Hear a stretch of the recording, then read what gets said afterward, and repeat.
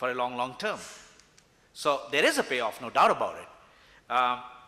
And how do we make sure that our approach is ethical, that our culture is ethical, and that's leading towards a strong character of an organization?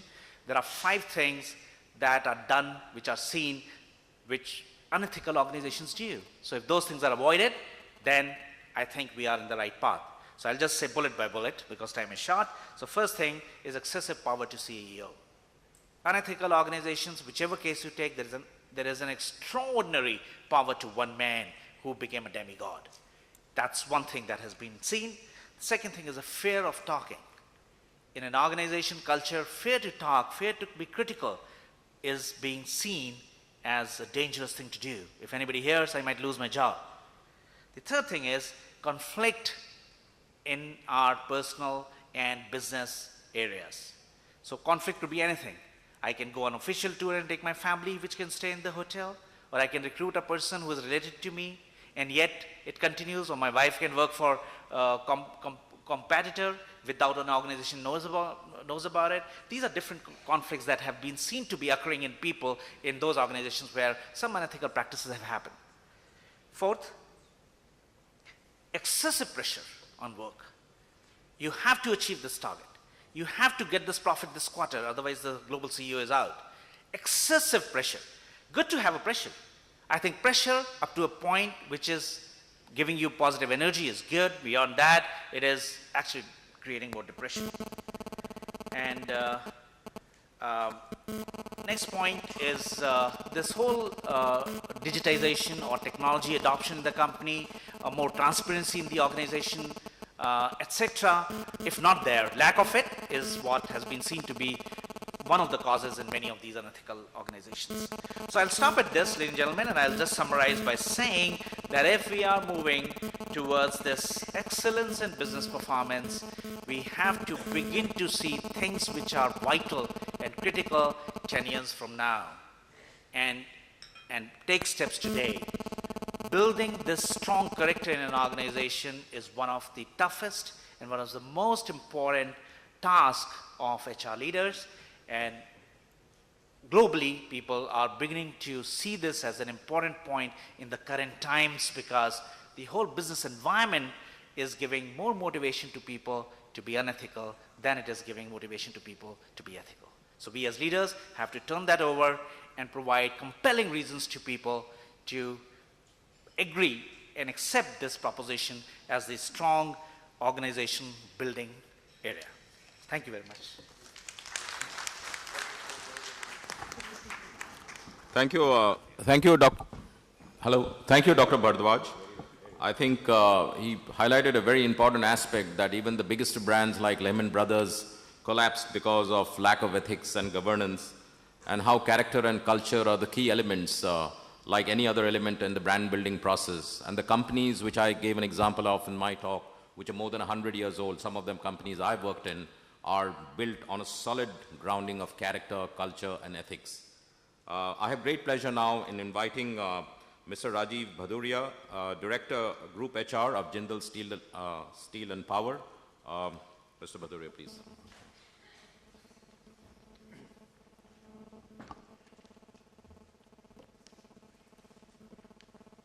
A very good morning to all of you, ladies and gentlemen. It's actually very lucky for us that we are living in the post-Lehman phase, post-2008. A lot of things has changed, the world has changed. Pre-Lehman I call the old world order, post-Lehman is probably the new world order. The challenges of the world of probability that existed, where linear extrapolation was the norm, to the world of possibilities, where paradigm shifts have to be accepted, honored, and worked upon. Now this gives us basically the method and the madness around. I'll just take you back to the two videos that we saw in the beginning. They have actually overwhelmed all of us with the kind of pace of technology that is changing. But then we must understand the method behind this madness. And unless we are able to not only just see but observe, not only just hear the loud noise, but actually be able to listen to what is behind and what is in it for all of us. How does business governance change? How do the principles of ethics change? And how do we adapt upgrade, modify, and change what has been known to us for so long. And unless we do that, probably we are not going to go anywhere further beyond in creating what is called a progressive, forward-looking organizations, and what I call, and what has been so beautifully talked about in the morning, of creating what is called a future-proof organization.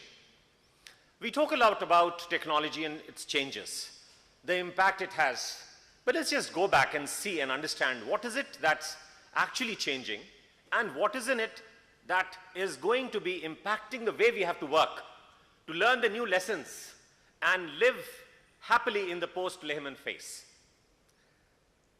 The sheer disruptive and the monstrous nature of the technology and the changes, the sheer monstrosity of the changes overwhelms us. It's very good.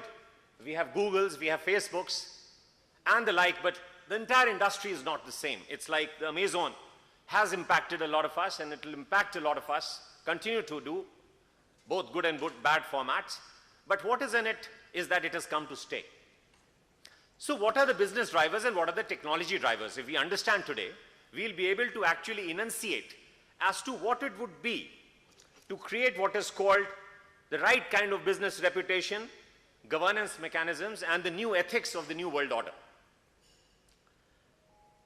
We need to know that sometime back in just 10 years ago, the business driver was globalization in 1998 around, and technology driver was the Y2K bug. And this interaction between the two created the monstrosity that we have to face of technology. In came the internet. The Y2K bug was overcome, of course, but there was an overactivity, overkill of technology that was created. Internet came as a global tool to communicate. Soon we had what are called the ERPs, which were the global tools to manage your resources. You could have the P&L signed at the end of the day every day, all across the globe. This created a different kind of an environment. Virtual organizations came up, the dot-com boom started, and then the dot-com burst also happened. But then people got the idea all across, the business particularly, that world is going to be always facing northwards. But it was not to be, and the Lehman Brothers occurred. World got a shock, but then not before. There was total insanity prevailing, where people lost sense of, difference between what was prime and subprime. The world, with all its graduates from management schools all across the globe, IIMs, the Stanfords, the London School of Economics, and all over, but then they failed to realize that the business driver was changing, and they had to change. The business driver, friends, had become by that time, 2008, that I'm talking about, continual change itself. And this is all that video talked about. Continual change means what? Parameters are no longer changing sequentially. They are changing simultaneously. So what happens? The magnitude of change and the complexity of the change both is becoming of an unmanageable order of proportion. Now this disproportionate increase of complexity and difficulty is what? Is deriving the new technology driver called those IT tools which can manage this level of change and continual change, which means change is no longer taking place over a period of time. This change is taking place at every given point of time. So what are the competencies that an organization should have? What are the competencies that people should have? And what is the role of HR in creating these competencies? We talk about competency mappings of the new world order, but then we fail to realize that we are still using the old tools, the basis of which were those panaceas offered by the modern management school of thought, beginning from theory X and Y to balance scorecard, Six Sigma, Lean Six Sigma, and the rest, based on linear extrapolarity. We have to revisit, reinvent, and re-engineer our tools of understanding the new laws of the game of business. Just not changing the rules of business, but the business game itself has changed. It's on a different orbital plane. When you deal with not linear extrapolation anymore, but dealing with paradigm shifts. So that is, friends, the reality. Agility, therefore, is the competence, which was not probably enough in the earlier past, because today we have to deal with a different set of problems. We have to deal what are called ambiguity, we have to deal with uncertainty, we have to take decision making in a state of semi-dark, if not total absence of light. So how do you develop this competence of agility? To be nimble-footed, to adapt, upgrade, modify, and change yourself with changing needs at every given point of time. There is an understanding. Fundamentally, the world has changed. The pre-Lehman world was based on the world of probability. Probability worked well as long as the parameters, or at least the few of them which we thought mattering to us, were known to us. Theory of probability does not work in unknown variables. Ceteris paribus was our defense. Other things do not remain the same anymore. There is no k called the constant. We have to factor the changing k at every given point of time. We have moved from the world of probability to the world of possibilities. And unless we revisit all our assumptions, presumptions, theories, and practices, the best practices are not going to help us anymore. We have to move towards the next practices, dealing with the world of possibilities. What is the world of possibility? It's very, very mysterious. Number one, there are parameters, billions of them, which are changing at every given point of time, but nevertheless, we need not be overwhelmed by them. The world is a mystery. Scientific temper, scientific methods alone will not work. So some bit of heuristics. And of course, ultimately, the new algorithms of life have to be driven differently. Once we derive these new algorithms, enunciate and execute the new ways of working, where we give some and enough space to everybody to kind of deal with this kind of paradigm shift, not be limited or inhibited by what do you call the leadership of the old order. Post-Lehman leadership has to be different. Our ways of understanding business, governance practices, and ethics. Sarbanes-Oxley is changing the world in the West, yes. Section 49 within our country is, in fact, enunciating, laying down the framework within which we have to work.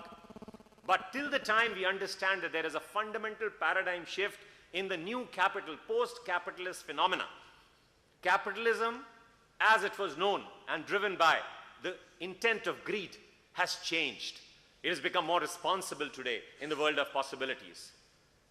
The stakeholders, which we call the community, and sustainability and climate change becoming so important in reportings in our annual statements, it has a lot to say that the stakeholders called community around and the organizational interest of individuals, individual organizations' interests are no longer at loggerheads. This bipolarity of what is called paradoxical interferences is no longer relevant. They can be seen in a continuum as a paradigm shift. Leadership today talks about creating values which are beyond P ratios and EBITDA margins. We talk of this value, which is important. You have to walk light with no mental baggage today. We have to get the benefit of history but not be burdened by it. And friends, until we realize, we execute, we enunciate, and follow this principle, we will all be searching black cats in a dark room, probably with our eyes blindfolded. This is the realization that is to come, that we are dealing with business environment, business ethics, values in a world of possibilities, where the world is continually changing, and we cannot be static. There was a time when the best of things was supposed to be in a state of equilibrium, was the best state to be in. And that was the old world order. And we have all been students of the last 50 years of modern management education, where we thought that in equilibrium, in economics, in chemistry, in physics, that was the best state to be in.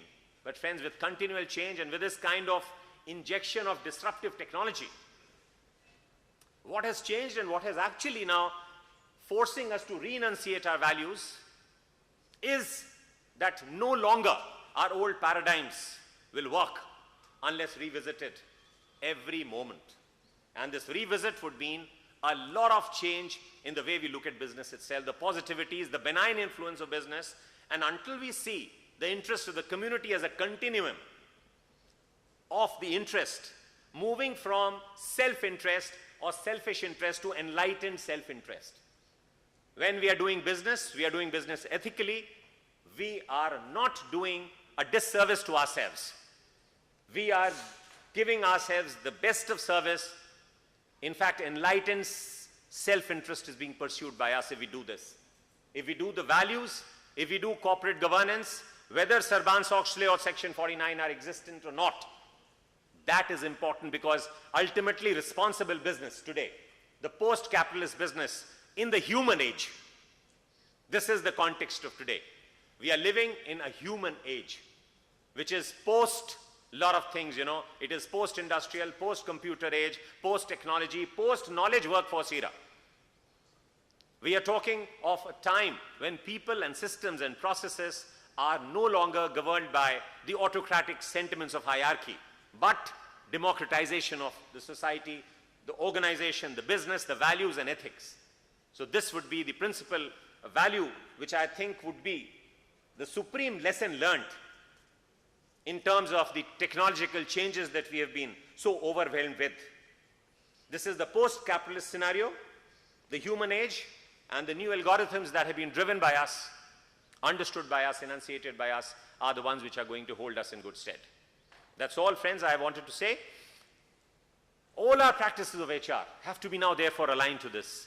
And what Dr. Busrai said was very, very profound, that the role of HR has to change, therefore. The role of HR as an analyst to business will become more meaningful. That would make it more business partner-like on terms of equality.